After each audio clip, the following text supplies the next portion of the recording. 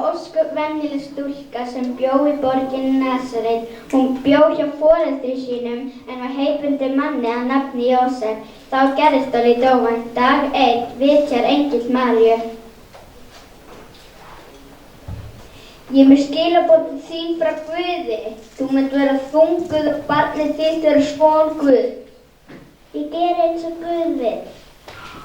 Maríu var þunguð. Það bar það til að það kom boð frá Ágústus keisara að skrásetja skyldi alla heimsbyggðina. Allir íbúar ríkisins skyldu skrá sig á máltali þeirra borg eða bæ ef þeir áttu eftir að rekja til. Fóru þá allir til að láta skrásetja sig hverði sinna borgar. Fjölskyldu Jósefar úr Galilíu var komin í Davíð konungi. Þess vegna varð hann að fara í Betlehem forsvarar. Þar sem Davíð fæddist, þangað fór hann ásamt Maríu vinkonu sinni. Er þeir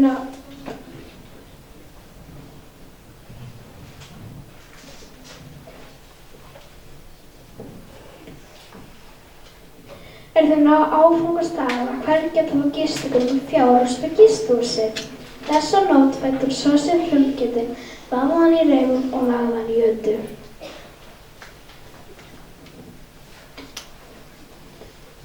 Úti í hafinu í greindinni voru fjárhirðar sem vöktu yfir fé sín. Nóttin var dimm og allt var kyrrt og hljótt. Skyndilega ljómaði skært ljós. Engill drottins stóð hjá þeim og dýrð drottins ljómaði kringum þá. Þeir urðu þeir mjög hræddir og engillinn sagði við þá: Verið óhræddir, því sjá ég flyt ykkur gleðifréttir. Í dag er frelsari fæddur í Betlehem. Konungurinn sem Guð lét að senda, Kristur drottinn, þér mun finna unga barn reifað og liggjandi í jötu.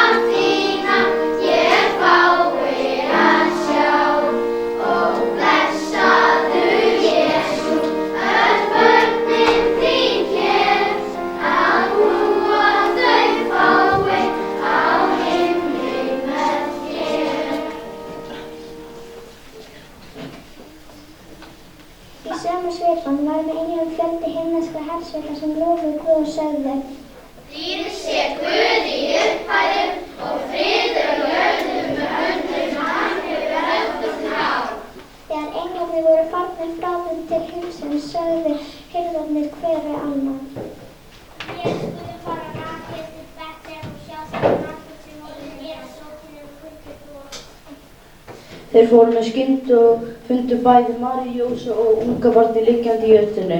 Þegar þeir sáu barnið skýrðu þeir frá sem talað hafði verið við þá barn. Þetta þeir snéru aftur út í hagann, sögðu þeir öllum sem á vegi þeirra urðu frá barninu í jötunni. Ah!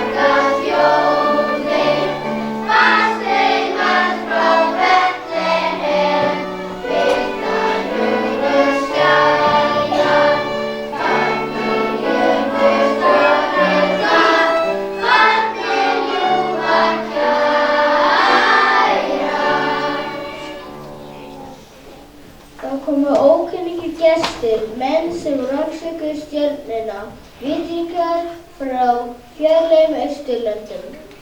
Farin víðir vonandi þegar við stjörnum fyrstu frá komum langar leið þess að veita loft.